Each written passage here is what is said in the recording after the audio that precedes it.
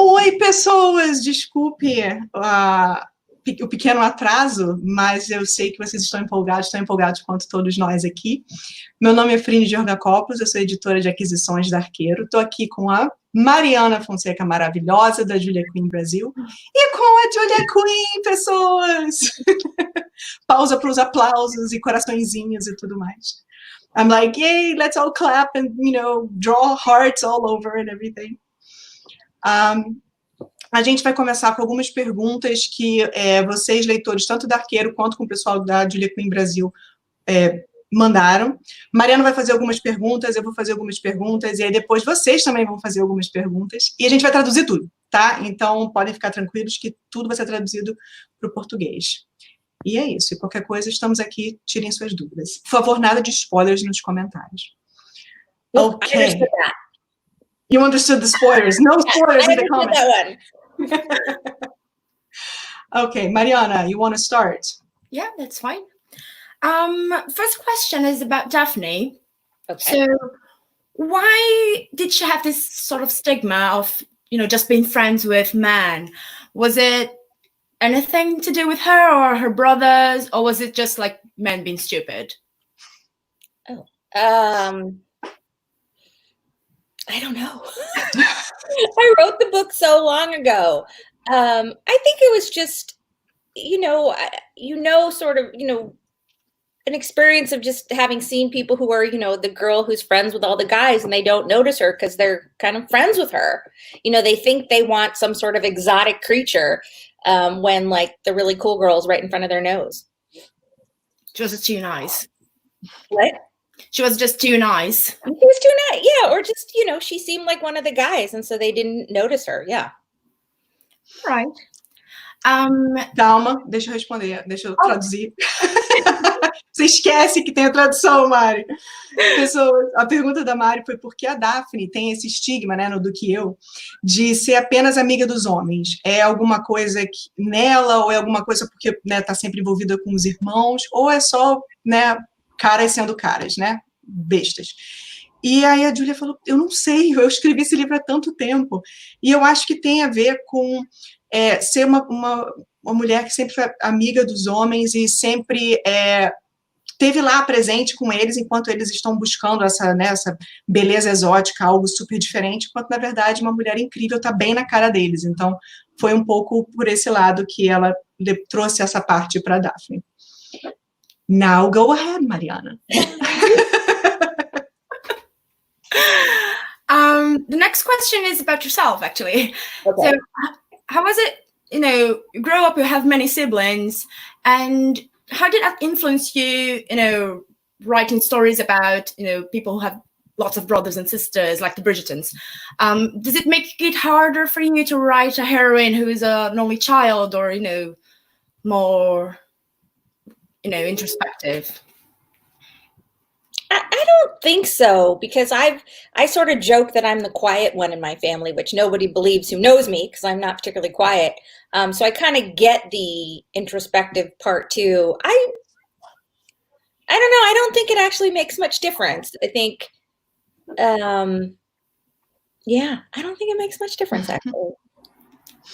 A pergunta da Mari foi sobre a Julia ter vários irmãos e irmãs, e se foi difícil, ela crescendo com tantos irmãos e irmãs, se foi mais fácil ela escrever os Bridgertons, né, que tem o mesmo estilo familiar, ou se foi uma coisa mais difícil para ela escrever heroínas mais filhas únicas ou mais introspectivas. Ela falou, não, eu sempre fui, eu entendo a parte introspectiva porque eu sempre fui...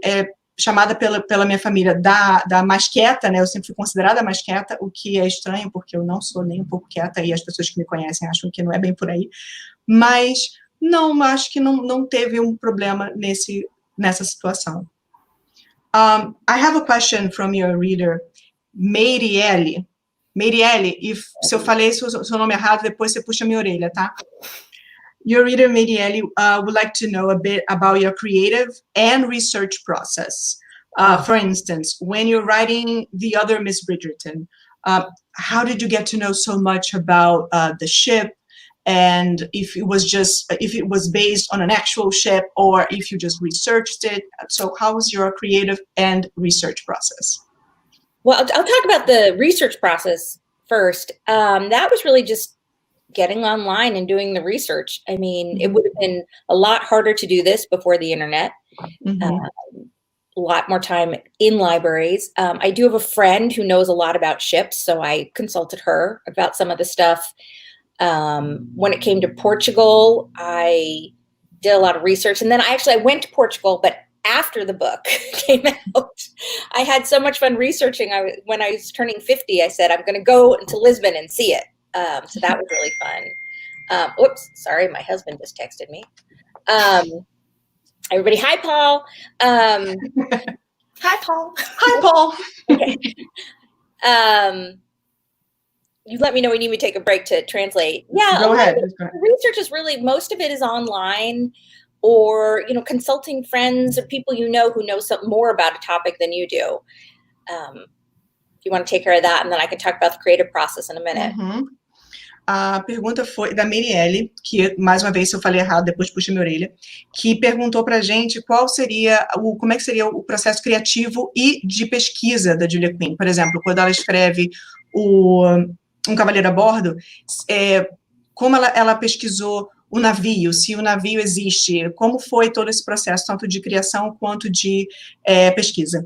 E ela falou assim, primeiro eu vou falar sobre o processo de pesquisa, muito online mesmo, ou buscando amigos meus que conhecem os tópicos que eu vou abordar.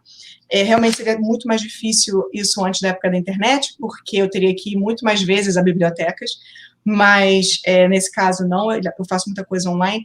Portugal eu tive que pesquisar bastante, e eu só fui a Portugal depois de ter terminado o livro, que foi quando eu estava fazendo meu aniversário de 50 anos, eu falei, vou para lá, quero visitar Portugal, então isso aconteceu.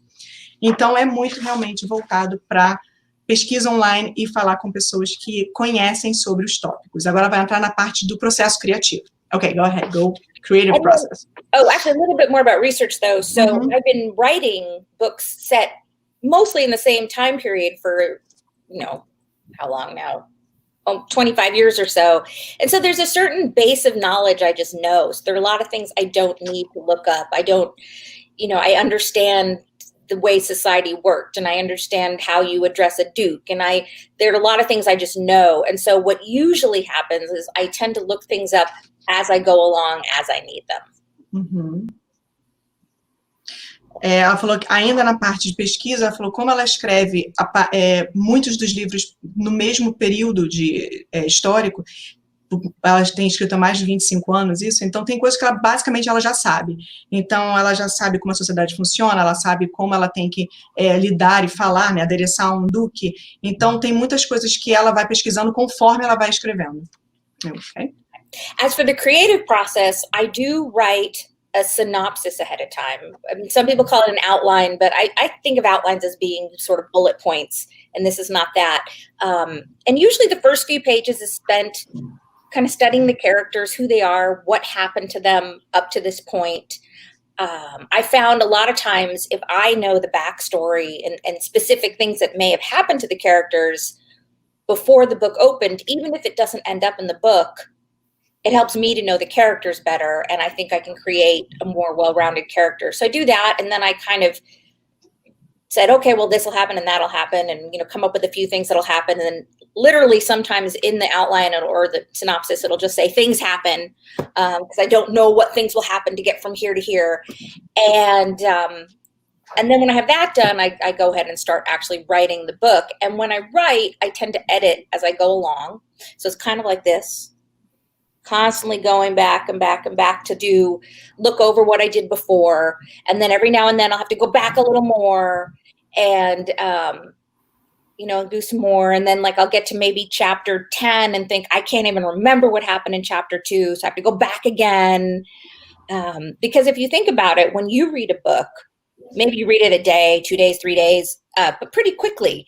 When you write a book, it's over, you know, 3 to 6 months. And so if you're in chapter 10, chapter 2 may have been an hour ago, but for me, it was, you know, 6 weeks ago. So I have to be like, wait, does this make sense? And I have to go back and start over again. Awesome.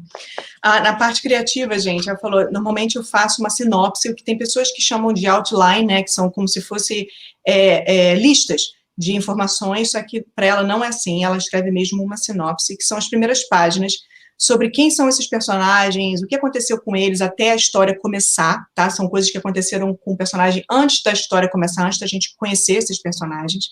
E ela falou que, por mais que ela escreva o backstory de um personagem, né? Ela escreve tudo o que aconteceu, quem são esses personagens, tudo, e isso não apareça no livro, mesmo que isso não seja adereçado no livro, é o que a torna os personagens mais reais para ela e o que faz ser mais reais para a gente, né? Funciona melhor na caracterização de cada um. E ajuda na criação. E ela falou que às vezes tem pontos na sinopse que é basicamente escrito assim, coisas acontecem, porque ela não consegue, ela falou assim, eu não sei ainda o que vai acontecer entre o ponto A e o ponto B, então eu coloco que coisas acontecem, depois eu vou descobrir que coisas são essas, e enquanto ela escreve, ela vai editando. Então ela falou, enquanto eu estou escrevendo, eu estou chegando no capítulo 10, às vezes eu tenho que voltar porque eu não lembro o que aconteceu no capítulo 2, porque para a gente que está lendo, a gente lê um livro em 2, 3 dias. Elas levam 6 meses para escrever. Então, para a gente, o que foi horas de diferença, para elas são semanas de trabalho. Então, ela vai toda hora tendo que voltar para o início, para editar, para lembrar e dar continuidade à história. Ok. Oh, and the last thing is, so what that means with the constant editing as I go along, that I don't really have a first draft. So when I'm done, I'm pretty much done. I have to go back and look for typos and little things, but it's pretty done at that point. Ela falou, então, como ela vai escrevendo e vai editando conforme ela escreve, quando ela termina o livro, não é, por exemplo, o primeiro draft, ou o primeiro rascunho, ou o primeiro, que a gente chama, né,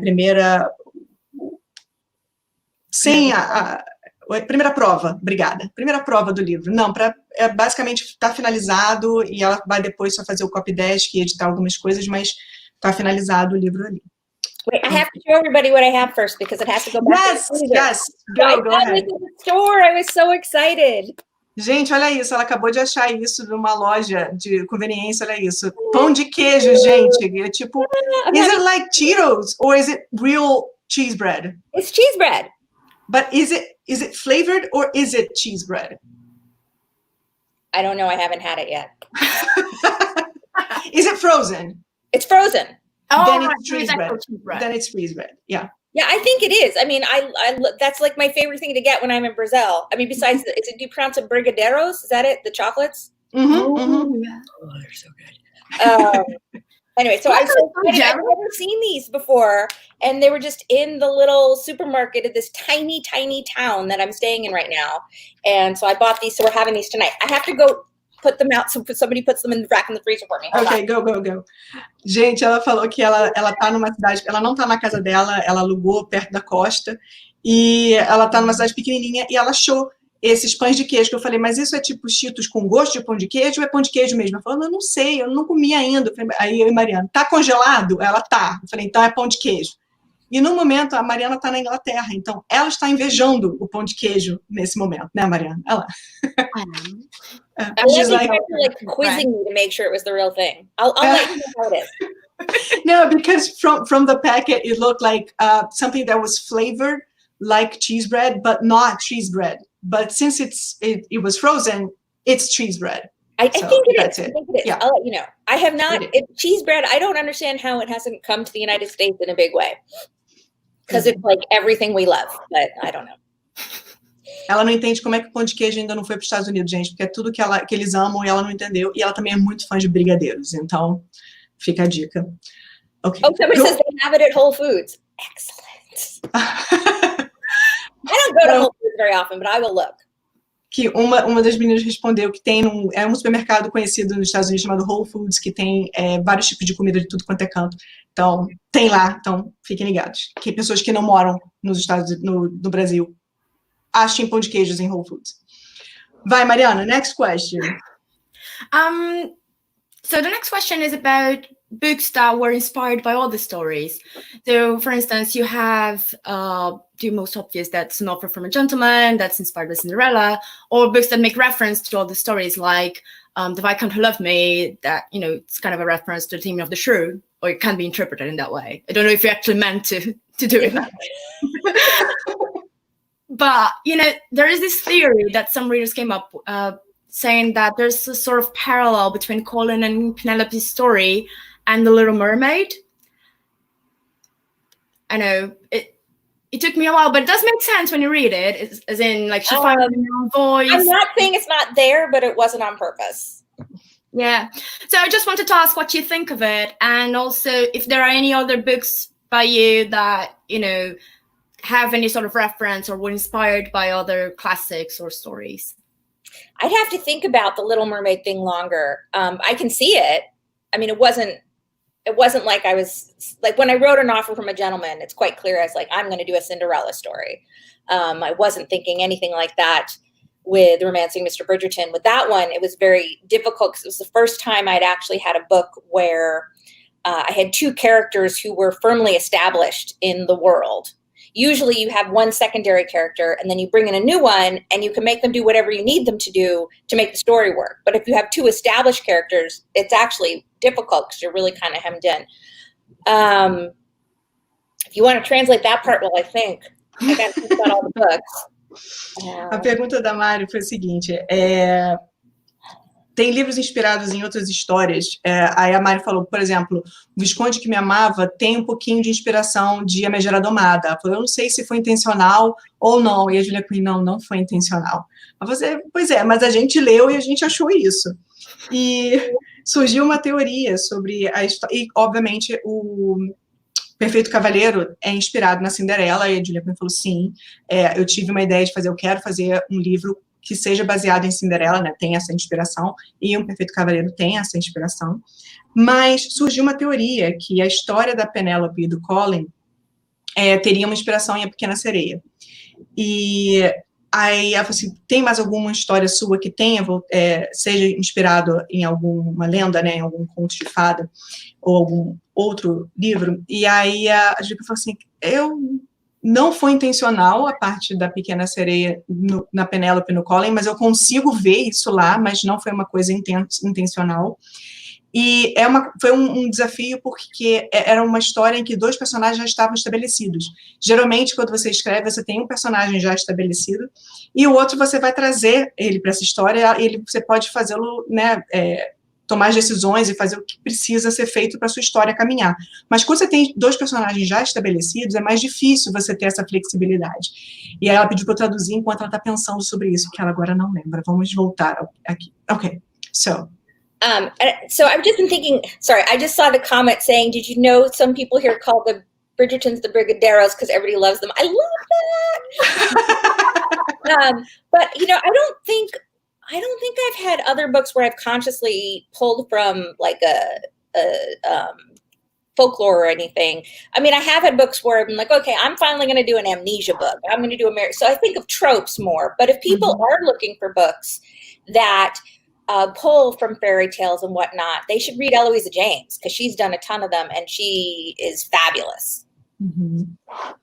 Ela falou, antes de continuar a resposta, ela falou, gente, eu vi os comentários, achei o máximo que eu não sabia que a gente chama os Bridgertons de Os Brigadeiros, porque todo mundo ama eles, né, todo mundo ama brigadeiro, e ela achou o máximo, porque ela adora também. E voltando, ela falou assim, olha, eu não tenho essa coisa focada do tipo, eu quero ter uma inspiração em cada conto de fada, ou folclore, ou outra história, né, pré-existente. E sim, eu penso em tropes, eu penso em... eu quero fazer um livro que um personagem tem amnésia, né, que a gente chama às vezes de clichê, mas no caso o termo seria tropes. E ela falou, quem curte a parte de contos de fada, pega os livros da Eloisa James, porque ela fez isso muito bem, e a gente tem todos eles publicados pela Arqueiro, tá? Então depois dá uma olhada lá nas nossas redes para vocês conferirem. Ok. Vai, Mariana. If you have any of Eloisa's books there, you should show one. Sorry, say it again? Do you have any of Eloisa's books right there? You should show one. Yes. Yeah. Oh, I don't have them here. Oh, okay. I only have yours. But okay. We published the whole series, the whole fairy tale series. I thought you might have one that you could just show up. So no, because I didn't know it would come up. I don't have any of my books. Yeah. But they're amazing. So, vai, Mari. Próximo. Antes de você perguntar, só traduzir essa parte. É só porque ela perguntou para eu mostrar um livro da Eloisa James, mas é porque eles estão no outro cômodo, gente, eu não posso correr para buscar. Mas os livros são incríveis e estão todos nas redes da Arqueiro, tá? Pode conferir lá, que são maravilhosos. Vai, Mari. So another question about sort of reference and interpretation. It might not be intentional, but so I wanted to ask if you thought about when you created the name Bridgerton, as in, did you think about maybe, has it been abridged, as in bridge and ton, as then being a bridge to society, in the sense that everyone that sort of orbits the Bridgertons, you know, attends socially? I love her going. You could just play J.K. Rowling here and just say, yeah, I thought that all along. No. You know, it's funny. I love these questions. It makes me feel like I'm in English class when, you know, you're studying literature and someone's like trying to figure out what the author meant. And I'm always when they're being like, what if they didn't mean anything? What if it just happened that way? And that's me. It means nothing, but I like it. It worked out that it was a nice sounding name because they named the TV show after it. Yeah, I can't remember why I did it or how it came about. Fair enough. A pergunta da Mari foi assim, quando você pensou no significado do nome Bridgerton, você pensou nele quando você escolheu? Porque bridge quer dizer ponte, né? E ton é a parte da sociedade. Então, seria uma ponte para a sociedade. E, basicamente, todo mundo que se associa aos Bridgertons tem essa ponte, né, para a sociedade. E a Julia Quinn falou assim, não, eu só soava bem. E, assim, eu me sinto, essas perguntas me fazem... It's really clever, though. I like it. Yeah! Totally is. Essa pergunta é muito... Essa jogada de palavras é muito inteligente, mas eu nunca pensei nisso. Eu sempre pensei que, assim, soa bem, e esse tipo de pergunta me faz lembrar nas aulas de literatura, em que as pessoas estão querendo entender o que os autores queriam dizer com aquilo, e eu sou aquela que falava, de repente ele não quis dizer nada, só soava bem, então eu sou essa pessoa. It is very clever, though. I have one question that came over here before we follow up. You've been writing romance novels for many years, and you're very successful and well-established, and certainly well-connected. We are seeing how many lives with other authors you're doing on your Instagram account. And how do you see the development of this genre, historical romance, through the years? What are the main differences between the historical romance novels you read now and the ones you read before you started writing?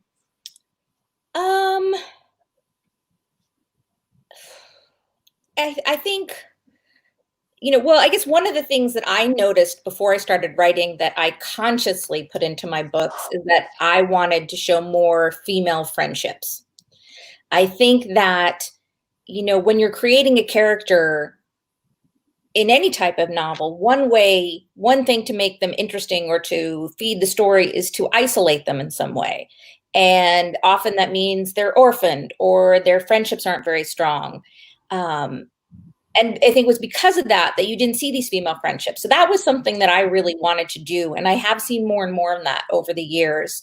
I also think, and this is more, you know, over time, certainly the issues of consent has changed over the years. And that's, I think, coming more and more to the forefront. I think actually romance was probably ahead of the game on that. I think with historical romance, I think you certainly have seen a narrowing of settings that are acceptable. When I first started, you know, Regency, what I do was still the most popular, but you also saw a lot of medieval romance and Westerns, and you don't see much of anything besides Regency or Georgian now. Maybe a little more so now that people are self-publishing, but with self-publishing, you do see a lot more that seems to work better for people who are doing contemporary romance. I'll let you go while I think some more on that. Ok. A pergunta foi a seguinte, que ela com certeza é uma pessoa que escreve há muito tempo, ela já é super bem conectada, super bem sucedida, e que a gente está vendo que ela está fazendo muitas lives com outras autoras agora também, e como ela vê, a pergunta é como ela vê a diferença dos romances de época, de quando ela começou a escrever, né, o que ela lia antes dela começar a escrever, e o que está aparecendo agora, né, como faz esse movimento. E ela falou, olha, uma coisa que eu conscientemente passei a colocar nos meus livros é a amizade feminina, porque uma das formas de você desenvolver um personagem é quando você isola esse personagem. Então, normalmente, ou esse personagem não tem amigos, ou esse personagem é órfão, e isso é uma forma de você desenvolver esse personagem. E eu não queria fazer isso, eu quis colocar essa amizade feminina nos meus livros, e eu tenho visto mais disso acontecer agora. E outra coisa que aparece, um tema que está se tornando cada vez mais forte, tem se tornado cada vez mais forte. Mari, qual é a tradução para consent, que eu não consegui, sumiu a minha palavra agora? Consentimento. Gente, desculpa, eu estou aqui assim, aceitação, gente, está errado. Foi mal, pessoas, eu tenho esses problemas de vez em quando. Consentimento, de você, né, aceitar os avanços, e tudo, aliás, não só isso.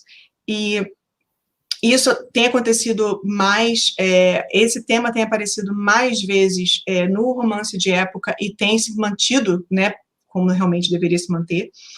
E antes também você tinha muitos romances de western, né, western, medieval, e hoje em dia você não vê tanto, você vê mais na era georgiana, você vê mais na era regencial, e tem alguns outros mais para o pessoal que autopublica, mas acaba sendo muito mais diverso, assim, tipo, mais temas e mais coisas na parte de publicação, de autopublicação de romance contemporâneo, e não tanto no romance de época. E ela pediu para eu ir traduzindo enquanto ela pensa no restante desta pergunta. Ok. On that, yet, as a writer, one part of that question was about the lives that you do with other authors as well. Mm-hmm. Thinking about the pandemic that we are in now, authors are sometimes they weren't that vocal with their readers, and now we're seeing that this has been changing a lot because bookshops are closed, and we're craving connection. So how do you think, as an author, how do you think the publishing market like that will be affected post-pandemic? I don't know. I wish I did. I mean, I think to some degree we have some cushioning because people can still buy ebooks very easily. Although there are a lot, and people can order books very easily, but there is something very special about an actual bookstore. And I do think that most authors, at least authors I know and talk to a lot, we've all been doing what we can to support specific bookstores where we can. So that's why I've been working with my local bookstore, University Bookstore in Seattle, and people can follow the link on my website to order signed books. And we've done, probably 600 or 700 books since we started, maybe more. Not all the new ones. I mean, a lot of people have ordered the backlist or the whole set. I mean, I wish I could find some way to do that in Brazil. I mean, just the shipping would be so expensive. But I'm getting off topic here. I don't know. I think publishing actually is poised to weather this a little better than other industries because of ebooks, but that doesn't necessarily help the independent bookstores. Mm-hmm. And you think, as authors, will like, after the pandemic, do you think about doing lives and, talking to new authors and stuff like that, and to your readers? I've always been very, the only thing I've really changed during the pandemic is doing the lives that I hadn't been doing. I'm still kind of, have an active Facebook page where I post a lot of articles and jokes and talk, and that is actually a bit more interactive in general than Instagram, just because of the format. I probably won't keep up the lives to the same degree. Part of the reason I can do it is because I'm home. I mean, where else am I going to go? When I'm back in a more regular schedule, I won't necessarily be able to do it at the same amount, but it's been fun, and I probably will do it some more. I mean, just not as, I will continue, but just not as much. Uhum. A pergunta, gente, foi sobre o mercado depois da pandemia, no sentido de como ela via a gente está procurando conexão, né, gente? Então, a gente busca lives com os autores estão fazendo lives com outros autores também, além de estar falando conosco, leitores. Então, como ela via o mercado pós-pandemia nesse sentido. E ela falou um pouquinho também da parte comercial, no sentido de que, para ela, a gente tem, o mercado editorial tem uma coisa positiva, que são os e-books. Então, ele não parou por completo nesse sentido, porque você pode continuar comprando e-book, mas, ao mesmo tempo, tem uma coisa muito especial em você entrar numa livraria física, e ela tem tentado, ela tem apoiado as livrarias independentes. No site dela tem um link que você compra os livros dela, autografados. Ela já vendeu mais de 700 livros, a edição americana, né? E ela fala, eu acho que é muito importante, ela queria tentar fazer alguma coisa dessa conosco, Brasil, só que o frete ia ser complicado e tal, então, mas ela falou, é difícil nesse sentido, porque o mercado continua por você poder comprar e-books, mas, ao mesmo tempo, as livrarias precisam do nosso apoio. E eu perguntei, e do jeito de você continuar fazendo lives com as outras autoras e conversar com os seus leitores nesse sentido? Ela falou, olha, eu tenho uma página no Facebook que é bem interativa, assim, eu coloco lá muita coisa de artigos e piadas, e o formato do Facebook me permite fazer essa interação de uma forma melhor do que no Instagram. E eu tenho feito, a única diferença é que eu tenho feito mais lives porque eu estou em casa, para onde eu vou. Mas depois que a pandemia passar, eu espero continuar, provavelmente não vou ter o mesmo ritmo, mas eu espero continuar fazendo lives, sim. Ok. Vai, Mari. All right, everybody's talking about my crown. There we go. O lustre dela parece uma coroa na cabeça. No, this way. All right. This isn't my room. We rented a house for a little bit, so I do not have a chandelier in my bedroom. Esse não é o quarto dela, gente. Ela explicou que eles alugaram uma casa durante um tempinho que eles estão mais perto da costa. Então ela falou, eu não tenho um lustre no meu quarto, gente. I see 1,000 Photoshops coming up soon. Especially because we always say that you're the queen of the romance novels. Yeah, they need to put crowns on you guys too. If I get a crown, you guys do too. Yay. Yeah, my chandelier is not as exciting. Yeah, but you can No chandelier here, right? It's fine. Bye, Mari. So I wanted to talk a little bit about Bridgerton, the series. I know you can't tell us too much about it, but it was a colorblind production. So I wanted to ask you about colorblind casting. And can I interrupt for 1 second? That's actually not the preferred term. They don't really like that term. They're still working on what that term will be. But colorblind implies that there wasn't any thought put into it in terms of that. And there was. So we don't really know what word will be used to describe it yet, but not colorblind. Okay. So as in... I don't know. That's what I know. But you know what I meant. I know what you meant. Well, diverse and inclusive casting, but they are working, we're not sure exactly how we're going to phrase it. But just so you know, because a lot of people do use the term colorblind casting, and I know the actors actually are not fond of that. Right. And it does seem to imply, I don't know. I just thought I'd let you know that eventually that will hopefully be not how it's described. Oh, thank you very much. Maybe Frini should translate this. Yes. Also, because this question actually has to do with a Vogue article that was published. So it's the same thing. It's awesome that about it, and that it's not the right term, and that we can say that it's not the right term, so people don't, just replicate the thing. But at the same time, we're not really, I can tell you, people are actively trying to figure out what the best term is. So I don't have the correct term yet, but that's okay. We got to figure these things out. Awesome, no problem. A pergunta, gente, a Mari fez a pergunta que é o seguinte, que o Bridgerton vai ser uma produção chamada colorblind, né? Ou seja, você não vê a cor da pele dos atores. Eu tô falando autores, dos atores. E esse termo saiu num artigo da Vogue, explicando não só a produção Bridgerton, mas várias outras produções, que, aliás, o artigo é muito importante e é bem interessante, e que está lá no Julia Quinn Brasil, né, Mari? Vocês fizeram um post sobre isso, então isso é bem legal, é bem importante ver. E aí, quando ela começou a fazer a pergunta, aí a Julia Quinn falou, olha, esse não é o termo correto, que o pessoal não está querendo usar esse termo, porque o colorblind seria como se fosse daltônico, e dá a entender que nenhum pensamento, tipo, não foi levado em consideração a diferença de cor, e foi. Então, no sentido de ser um elenco diverso, um elenco inclusivo, então eles estão tentando entender qual seria esse termo. Isso também tem a ver, gente, por que a gente não falou, por que a gente, no artigo da Vogue não saiu o termo, então, um elenco inclusivo, né, um elenco e tal. Porque quando a gente pensa, isso eu estou explicando, tá, só para vocês entenderem. Quando vocês pensam, a gente pensa diferenças num elenco nesse sentido, num romance de época, a gente automaticamente acha que vai mudar os temas que estão lá, porque são importantes, né, estão acarretados com essas informações também.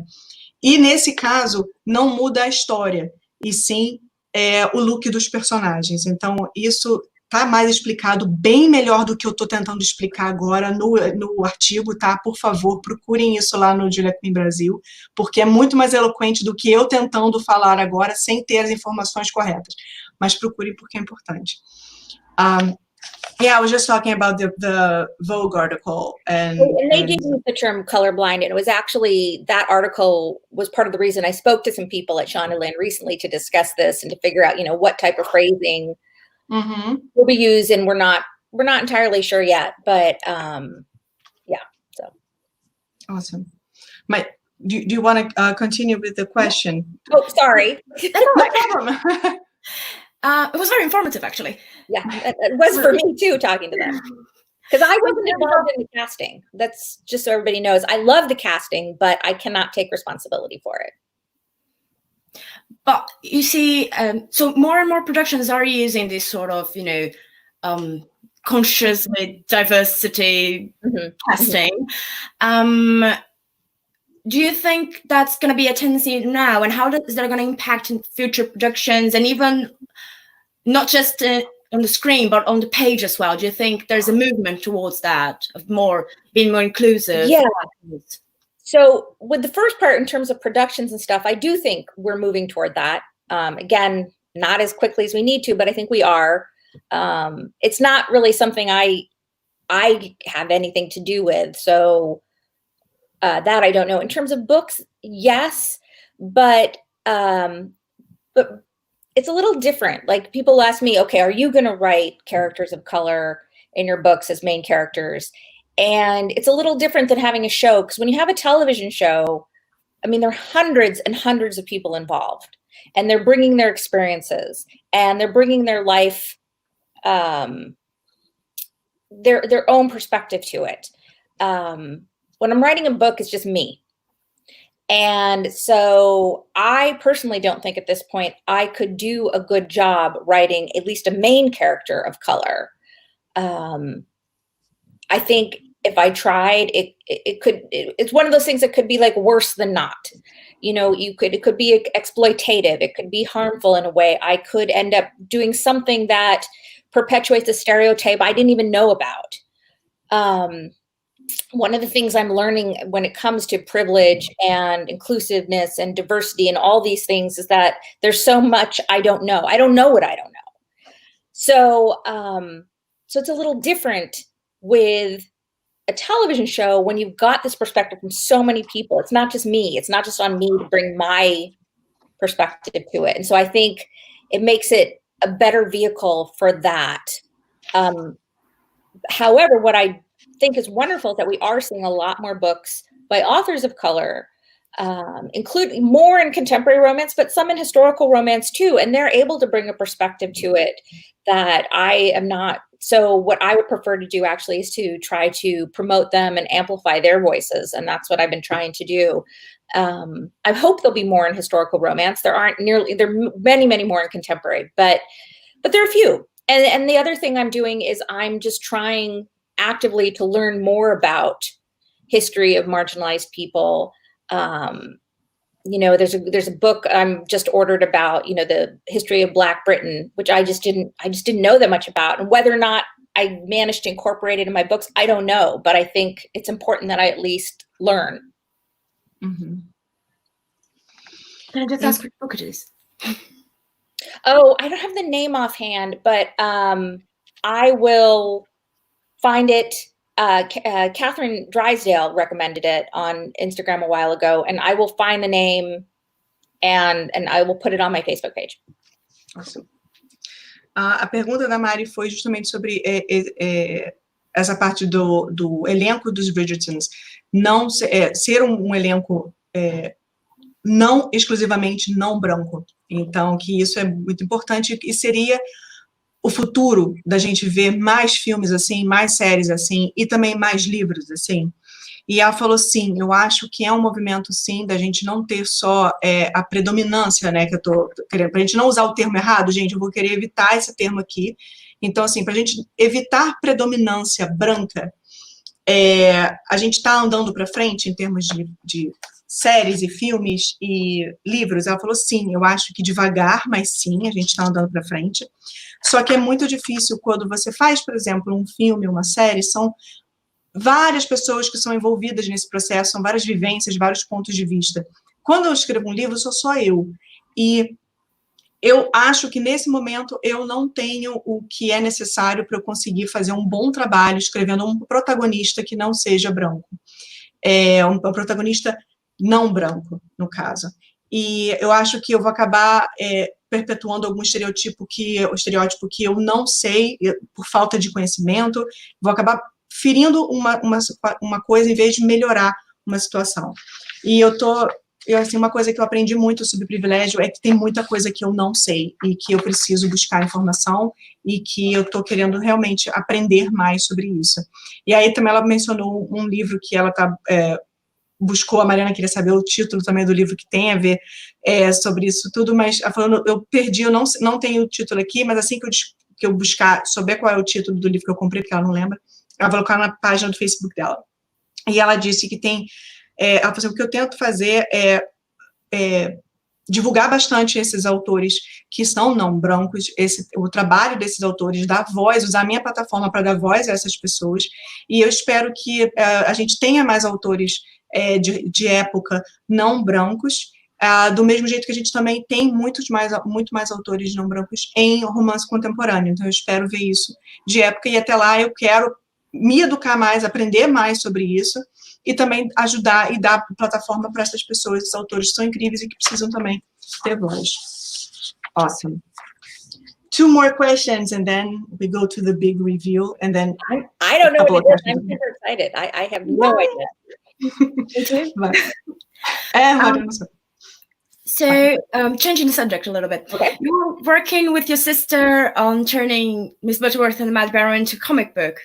Is that right? Graphic novel or comic. Graphic novel, yeah, sorry.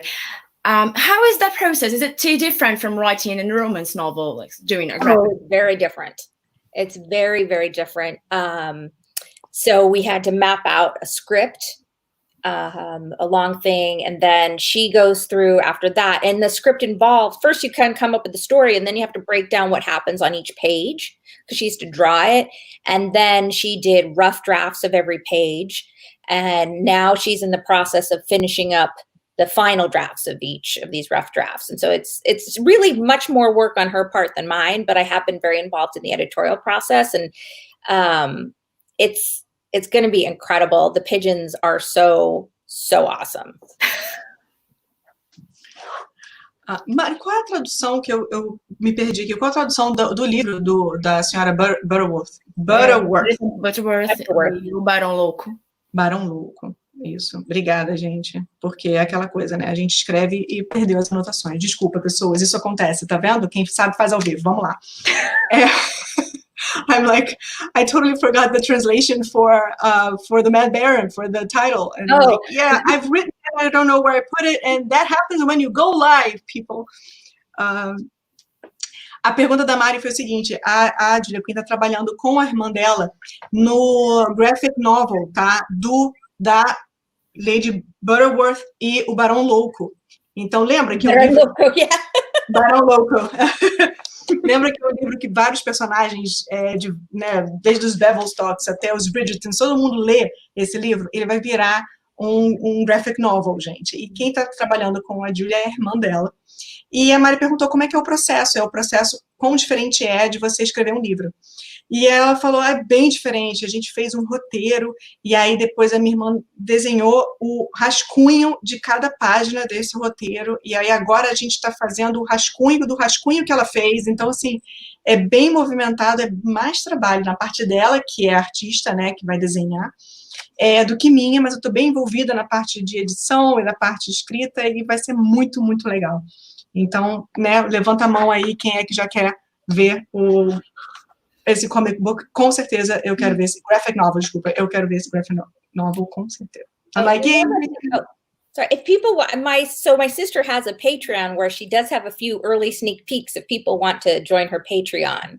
I don't know if you do Patreon. Just, I guess, go there and look up Violet Charles, and you might be able to see. There are a few things that are open for everybody to see, and there are a few things that get unlocked if you join her Patreon. So it's fun. Like she puts some deleted sketches and things like that in there. Okay, Violet Charles. Yes, Violet Charles. Has she got an Instagram account? She does have an Instagram account too, yeah. Yeah, we can share it afterwards. Oh, that would be great, yeah. I should do that too again.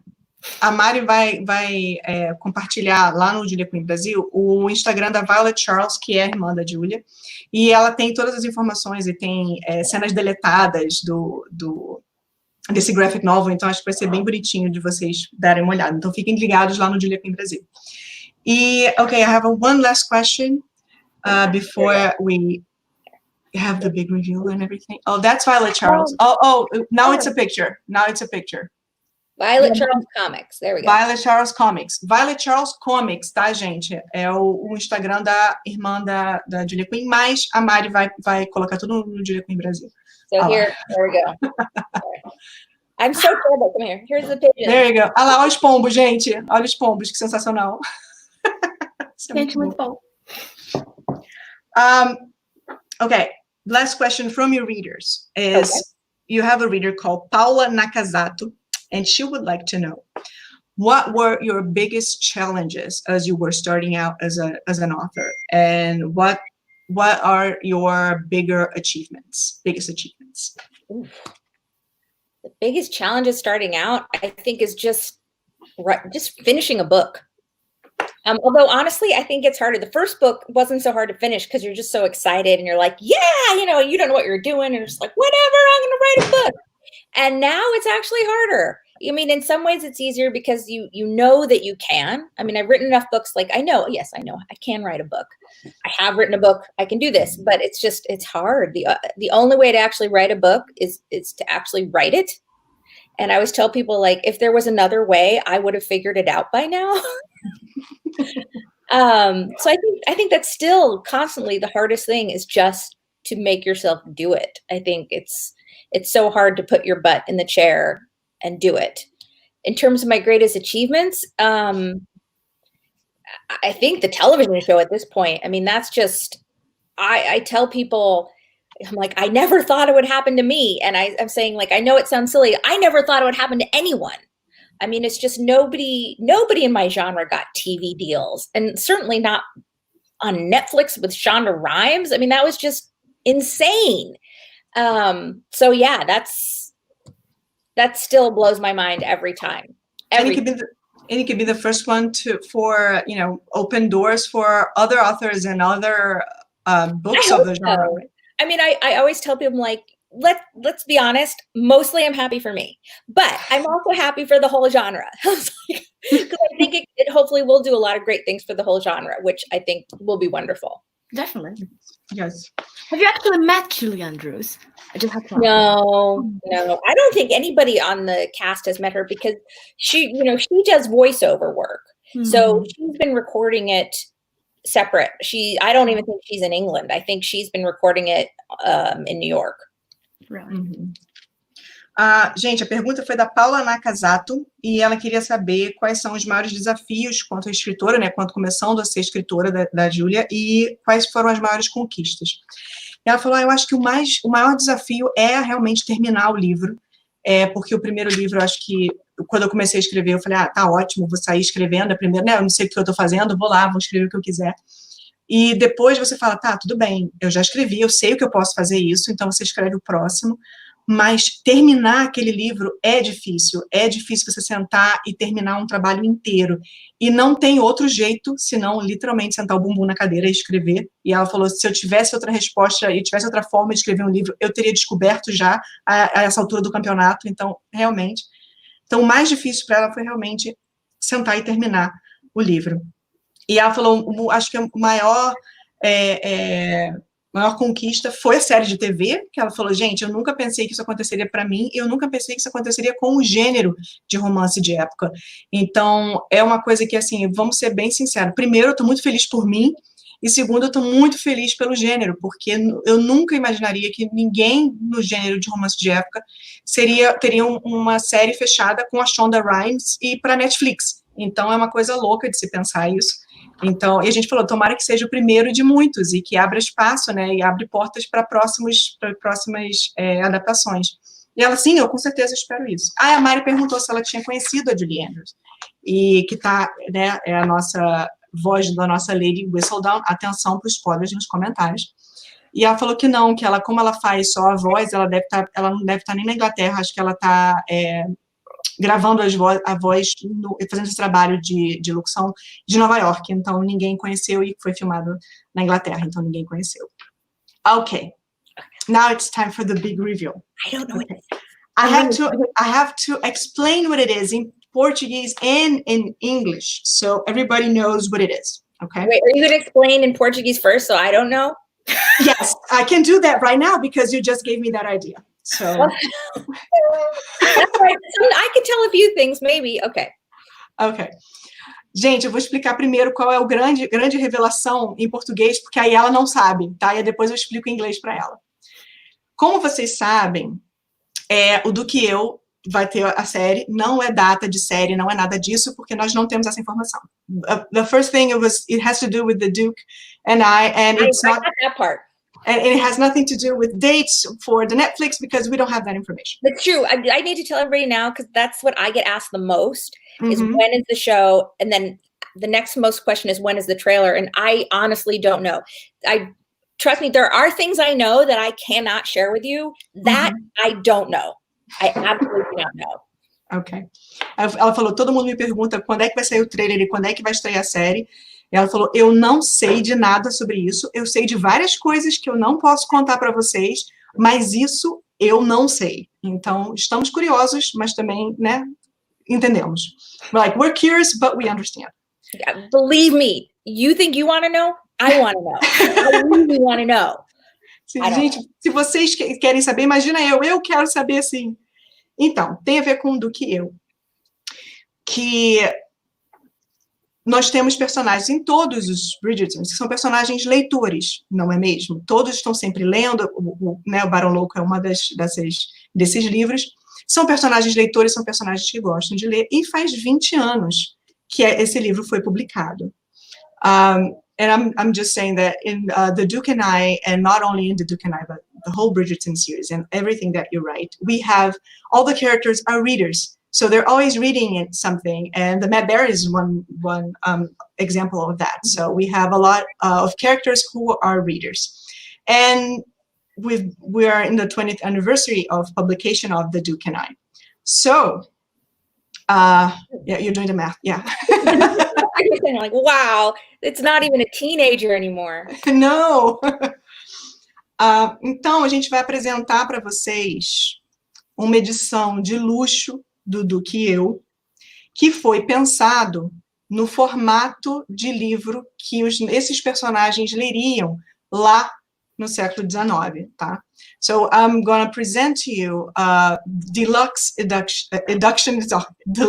edition of The Duke and I that was thought of as the type of book that our characters would read in the series. So, are you ready? Oh my God, you're actually I don't think I am. Yes, it's in my hands. I have it in my hands. Tá na minha mão, gente, essa edição, tá? Calma. Pronto? So it's very small. Is it hardcover? It's hardcover. Oh, and she's It's reading. And she's reading. and then Duke and I, and it has this beautiful... It's so pretty! Book 1, okay, people? Livro 1, tá, gente? A little bit more. I can have the whole set. And it's kind of golden. You can't really see it, but it's kind of golden. Look at all of us. We're like, woo, and we're trying to get closer. Show me. Oh, it's so pretty. Look at this. Wow. And it's like this big. Ribbon. Yes. Can you put it next to another book so I can see the size difference? Yes. Let me just... Oh, wow. Okay. That makes it much easier because I know exactly how big those are. That's definitely interesting. It's needed now, in here. Yeah. Yes. This will come out in August. Gente, a previsão é de agosto, tá? Que essa coisa linda vai chegar para vocês. Esse aqui é só uma boneca, então ele não tá finalizado, mas é bem próximo do produto final. This is like, it's not the finished product, so I'm just letting them know. This is the prototype, we would call it. This is the prototype, yes. Essa é a boneca. E vai ser em agosto, tá, gente? Então, coisa mais linda. You guys are so clever. Like, just like the Smythe Smith box. Just, I need to show that to the people in the States. Like, that is so nice. Oh my goodness. Well, now, like, when we finally finish with this pandemic, if ever, I need to come and see it in person and visit. And I need to come back to Brazil. Yes. To see you, and then also to eat more cheese bread. Yes. Ela falou que quando acabar essa pandemia, ela tem que voltar para o Brasil para ver a gente e comer mais pão de queijo e, com certeza, né, ver esse lançamento que é a coisa mais linda do mundo. E a Mari falou, com certeza, nós duas, porque a Mari também não está no Brasil, gente. I'm like, gente, alguém tem alguma pergunta aqui? Manda aí alguma pergunta se vocês tiverem alguma. I'm like, if you have any questions. I saw someone asking which is your favorite Jane Austen novel. Oh, I mean, probably Pride and Prejudice. Gente, alguém perguntou qual é o livro da Jane Austen favorito da Julia Quinn. Ela falou que I actually just read a really interesting novel over the weekend called The Jane Austen Project, which is like a time travel thing where somebody goes back to try to like recover a lost manuscript. It was very interesting. And I found out about it because the author had we went to the same high school and she had the same English teacher as me, but she's a little bit older. Ela falou que ela leu um livro chamado The Jane Austen Project, e que é uma coisa meio que viagem no tempo, e que tem a ver um pouco também, ela falou, acho que é incrível, e que a autora desse livro fez escola com ela, teve na mesma época de escola com ela. Então, ela achou que é muito interessante essa informação. People are just like, yay, I read that. I'm scrolling. Oh, that's cool. I would try to spell Freeney's last name. Well, it's right in front of me. But Freeney, would you pronounce her last name for everyone? Georgakopoulos. Georgakopoulos. Okay. That's it. That's probably what I would have done, but I would have done it much slower. That's okay. I assume it's Greek originally. I assume it's originally Greek. Yes. Tá perguntando meu nome, gente, que é grego. E ela pediu para eu pronunciar, por isso que eu tô aqui falando de mim e não lendo as perguntas de vocês, o que é um absurdo, e eu tô lendo agora. I'm like reading the questions right now. There was one that I'm looking for here, and I just lost it. And found it here.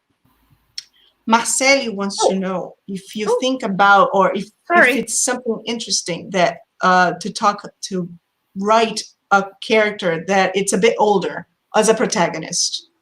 I don't know. I don't know. I mean, I'm so used to writing the courtship, which at that time was younger. I don't know. I wish I had a better answer than that, but that's an honest one. A Marcele, vocês viram aqui a pergunta, né? Se ela se anima de escrever uma heroína um pouco mais velha, ela falou, não sei, porque realmente eu estou acostumada a escrever sobre o namoro, né? Sobre todo o cortejo, né? Dos personagens. Isso acontece quando eles são um pouco mais jovens. Então, não sei. Gostaria de ter uma resposta um pouco melhor, mas eu não tenho. There was one here that I don't know where it is, but it's about next books. Because you've written about Bridgertons, and then you've written about Rokesby's, and then you've written about Smith, and Bevelstocks, and Linden, and any more families coming? I don't know. I have to admit, I have been taking a break. I need to get going soon, but I'm not sure what I'm going to do next, to be honest with you. I've been kind of, with the whole pandemic, I've been really focusing on my family. Mm-hmm. My husband, as I think both of you know, is an infectious disease specialist. So we are really in the middle of it. And I've really been trying to support him in his work because he's just working so hard and is so exhausted. And I haven't really been writing. I've been kind of doing a lot of things to keep in touch with readers, but I haven't really been writing, and I'm not sure. Okay. That's understandable. Yeah. And plus I've been kind of focusing on the show too, and just, yeah. Mm-hmm. Too much going on. Earn the break. I don't know if it's earned, but I'm taking it. Vocês perguntaram se tem outra família que ela pretende escrever, né? Isso aconteceu em várias perguntas, né, gente? Que a gente queria saber se ia ter mais Bridgerton vindo aí, ou mais Rokesby's, ou uma nova família. E ela falou, eu não sei, eu no momento tô dando um tempo, eu tô focando muito na minha família, principalmente agora durante a pandemia, porque o marido dela ajuda aí, Mari, ele infectologista. Infectologista, obrigada. Infectologista, e ele tá bem envolvido nessa situação toda do Covid-19.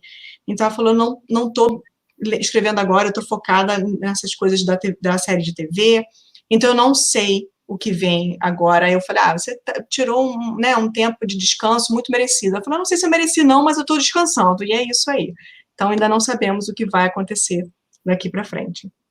Okay, now we need to wrap it up. Thank you so much, Julie, for everything. Thank you. It was fun. It was, it gives me, like, a reason to, like, actually brush my hair. Eu agradeci. This is very exciting. Eu agradeci. Ela falou, eu adoro porque me dá uma desculpa para eu botar batom e eu pentear o cabelo, porque, né, gente, quarentemos, né? Sabemos como é isso. But thank you so much for taking the time. You know you're focused on your family. Thank you for focusing a bit on us. So. And I think it's really nice out. So I think I'm going to go, I'm right on the Pacific Ocean. So I'm going to go, maybe go walk on the beach. Maybe I'll do a little Instagram. I'll do a little video. I can't do live because there's absolutely no coverage out there, but I'll take a little video and put it up on Instagram and say hi to everybody. And you can see the beach because it's really pretty. Awesome. Ela falou que o tempo tá bom lá, então ela falou, eu acho que eu vou andar um pouquinho, o tempo tá ótimo, eu não vou conseguir fazer live porque eu não tenho serviço, mas eu vou fazer uns videozinhos e colocar no Instagram para dar um oi para vocês, para mostrar como tá bonito onde ela tá. Então, thank you so much. I'm glad you liked our new baby. It is like a little baby. Isn't it? Isn't it so perfect? Cute. So precious. It's so precious. And now I need to make room on my shelf. Yes. Agradeci. Mari, muito obrigada mais uma vez também por estar aqui com a gente e por topar essa loucura aqui de 3 continentes, literalmente, no meio. Valeu. Obrigada a você. E, pessoas, lembrando mais uma vez, estamos com 15% de desconto nos livros da Julia Quinn lá no Submarino. Tem informações aqui na descrição do vídeo, passem lá para dar uma olhada.